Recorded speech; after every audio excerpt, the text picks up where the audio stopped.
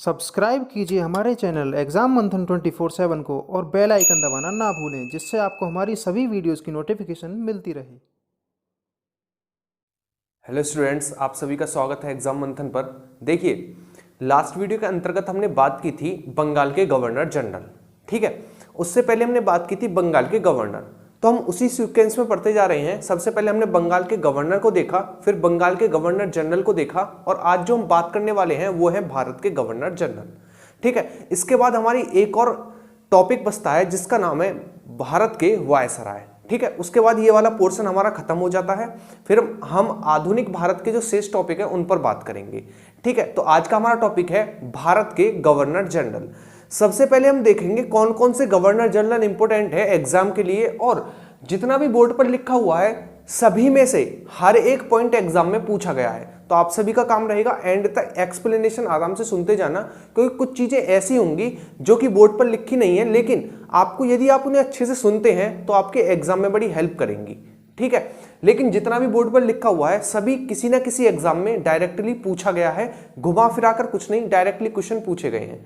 ठीक है, तो चलिए आज की वीडियो को शुरू करते हैं। आज हम किन किन गवर्नर जनरलों पर बात करने वाले हैं वो है सबसे पहले लॉर्ड विलियम बेंटिक, उसके बाद हम बात करेंगे चार्ल्स मेंटकॉफ, उसके बाद लॉर्ड ऑकलैंड, उसके बाद लॉर्ड एलनबरो, फिर उसके बाद लॉर्ड हार्डिंग, और लास्ट में बात करेंगे लॉर्ड डलहौजी।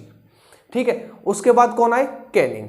ठीक, कैनिंग अंतिम भारत के गवर्नर जनरल और प्रथम वायसराय रहे, तो उन्हें हम वायसराय वाले पोर्शन में पढ़ेंगे। आज हम इन गवर्नर जनरल्स पे बात करने वाले हैं जो कि भारत के गवर्नर जनरल थे।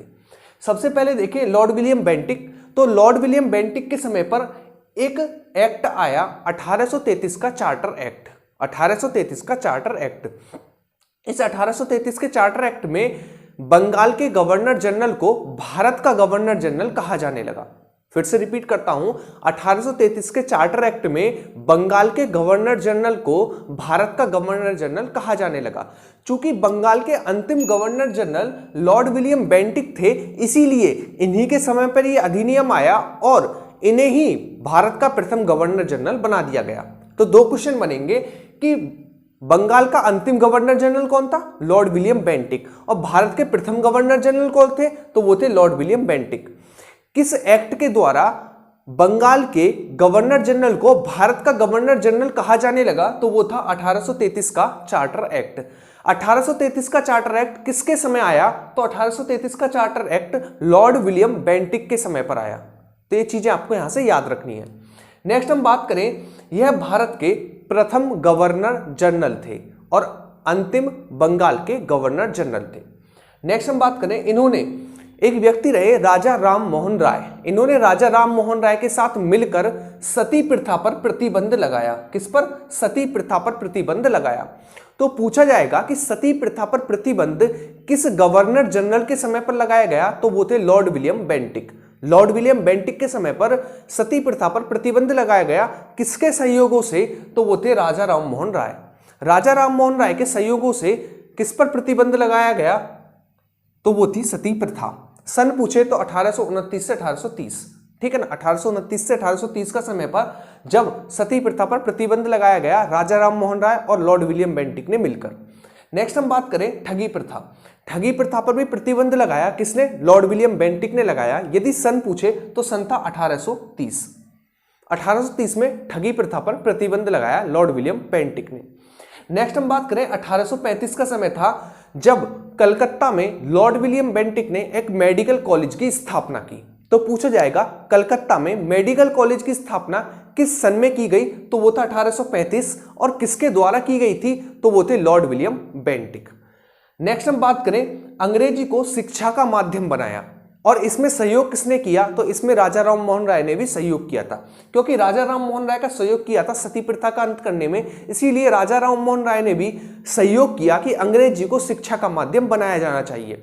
इसका कारण यह था कि यदि अंग्रेजी शिक्षा का माध्यम बनेगी तो जो भारतीय थे वो भी अंग्रेजी सीखेंगे। जब अंग्रेजी सीखेंगे तो उनके कार्यालयों में काम कर पाएंगे। हमें वहां से ज्यादा सैनिक या फिर ज्यादा लोग बुलाने नहीं पड़ेंगे ब्रिटेन से।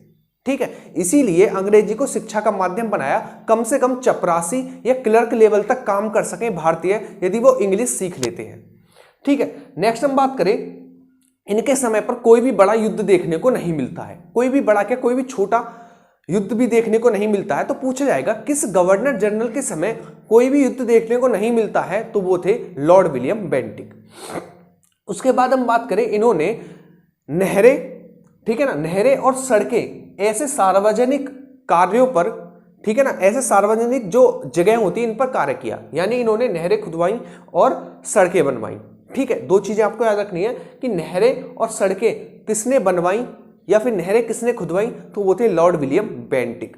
ठीक, नेक्स्ट हम बात करते हैं चार्ल्स मेंटकॉफ। चार्ल्स मेंटकॉफ से आपको याद रखना है कि चार्ल्स मेंटकॉफ ने जो प्रेस थी, ठीक है ना, प्रेस थी उस पर प्रतिबंध हटा दिया था, प्रेस से प्रतिबंध हटा दिया था, यानी प्रेस अब अपना कार्य पहले की तरह शुरू कर दिया था। इसीलिए चार्ल्स मेंटकॉफ को समाचार पत्रों का मुक्तिदाता कहा जाता था, समाचार पत्रों का मुक्तिदाता कहा जाता था, क्योंकि जो समाचार पत्र छापती थी प्रेस, उन पर प्रतिबंध हटा दिया था।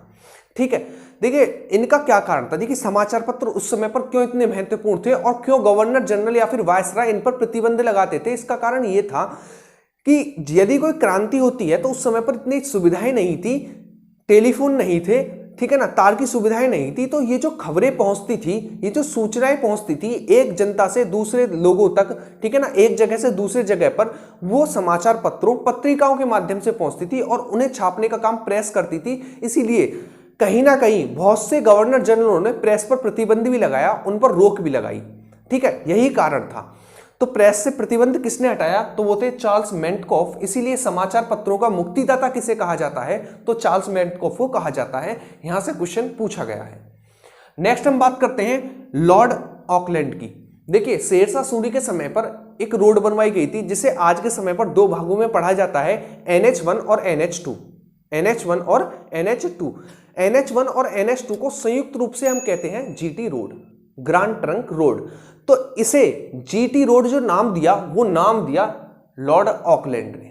ठीक है, तो आपको याद रखना शेरशाह सूरी के समय पर बनाई गई रोड को GT रोड जो नाम दिया, वो दिया चार्ल्स ऑकलैंड ने या फिर लॉर्ड ऑकलैंड ने। ठीक है, नेक्स्ट हम बात करते हैं लॉर्ड एलन बरो।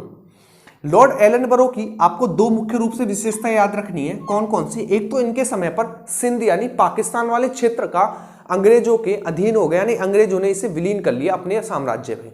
दूसरा, इन्होंने दास प्रथा पर प्रतिबंध लगाया। यदि पूछे सन कौन सा था, तो सन था 1843। 1843। तो दो चीजें आपको एलन बरो से याद रखनी है। कौन कौन सी, सिंध का विलय किया अपने साम्राज्य में। दूसरा, इन्होंने दास प्रथा पर प्रतिबंध लगाया 1843 में। किसने, लॉर्ड एलन बरो ने। नेक्स्ट हम बात करते हैं लॉर्ड हार्डिंग की। तो लॉर्ड हार्डिंग के समय पर आपको दो चीजें मुख्य रूप से याद रखनी है।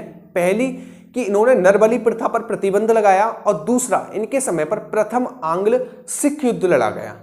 प्रथम आंग्ल सिख युद्ध लड़ा गया। तो जो चीजें आपको याद रखनी है लॉर्ड हार्डिंग से संबंधित, कि नरबली प्रथा पर किसने प्रतिबंध लगाया, तो नरबली प्रथा पर प्रतिबंध लगाया किसने, लॉर्ड हार्डिंग ने। और प्रथम आंग्ल सिख युद्ध किसके समय पर लड़ा गया, तो लॉर्ड हार्डिंग के समय पर लड़ा गया। नेक्स्ट हम बात करते हैं लॉर्ड डलहौजी।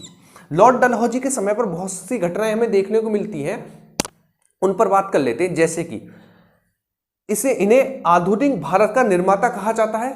आधुनिक भारत का निर्माता कहा जाता है क्योंकि इनके समय पर देखिए तार की सुविधाएं, डाक की सुविधाएं, ठीक है ना, रेल की सुविधाएं, ऐसी सुविधाएं शुरू हुई जो कि आधुनिक भारत की आज धमनी कहा जाता है। ठीक है ना, तो आपको याद रखना है आधुनिक भारत का निर्माता किस गवर्नर जनरल को कहा जाता है, तो वो थे लॉर्ड डलहौजी।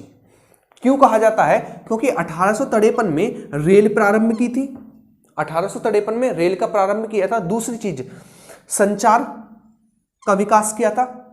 कहां से कहां तक, सबसे पहले आगरा से कलकत्ता के बीच, आगरा से कलकत्ता के बीच टेलीफोन लाइन आगरा से कलकत्ता के बीच बिछाई गई थी।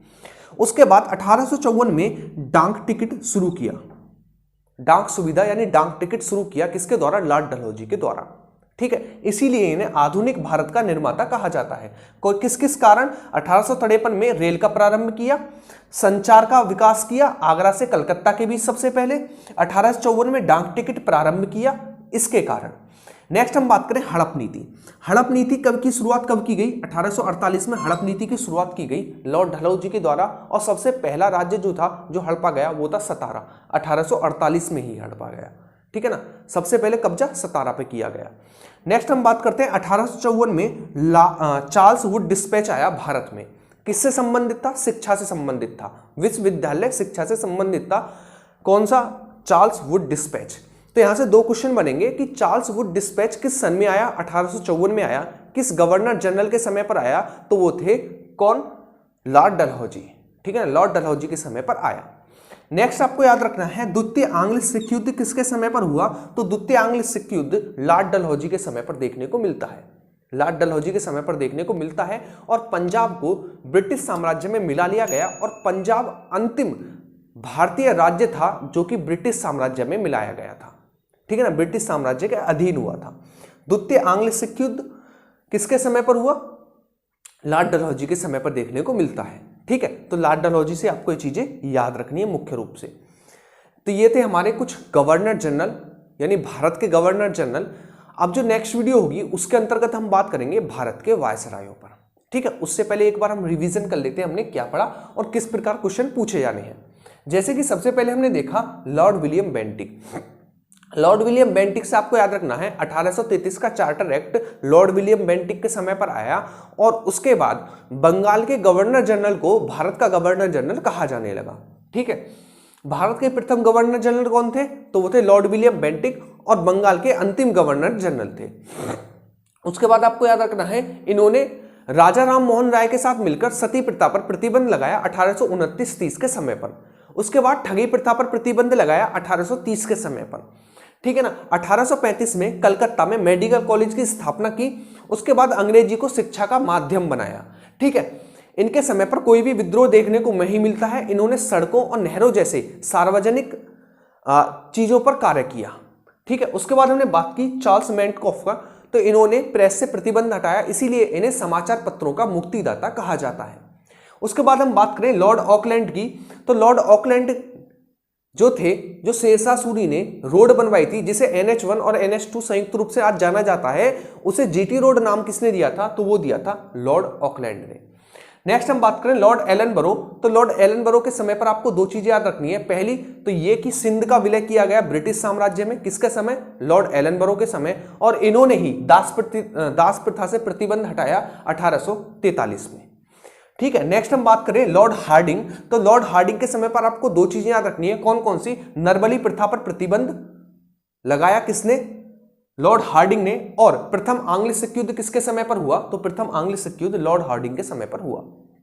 नेक्स्ट हम बात करते हैं लॉर्ड डलहौजी के समय पर। इन्हें आधुनिक भारत का निर्माता कहा जाता है। इसका कारण यह है कि 1843 में 53 में रेल प्रारंभ की थी। 1854 में डाक टिकट प्रारंभ किया था। 1854 में ही चार्ल्स वुड डिस्पैच आया था जो कि विश्वविद्यालय शिक्षा से संबंधित था। इन्होंने हड़प नीति शुरू की 1848 में और सबसे पहला राज्य जो इसके अंडर में आया वो था सतारा। ठीक है ना, संचार का विकास भी किया, यानी संचार की सुविधा भी शुरू की आगरा से कलकत्ता सबसे पहले। ठीक है, तो ये चीजें थी हमारी किससे संबंधित? लॉर्ड डलहौजी से संबंधित। एक और चीज आपको याद रखनी है, द्वितीय आंग्ल सिख युद्ध।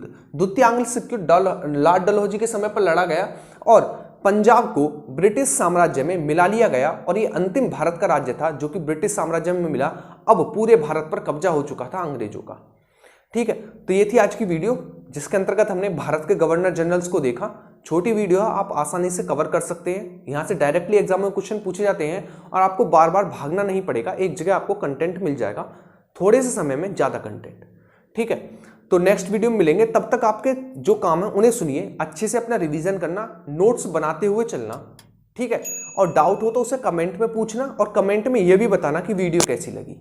साथ के साथ वीडियो को शेयर करना और लाइक करके जरूर जाना यदि वीडियो अच्छी लगी हो तो। नेक्स्ट वीडियो में मिलते हैं, तब तक के लिए अच्छे से कीजिए रिवीजन। Thank you. आप एक बार स्क्रीनशॉट ले लीजिए।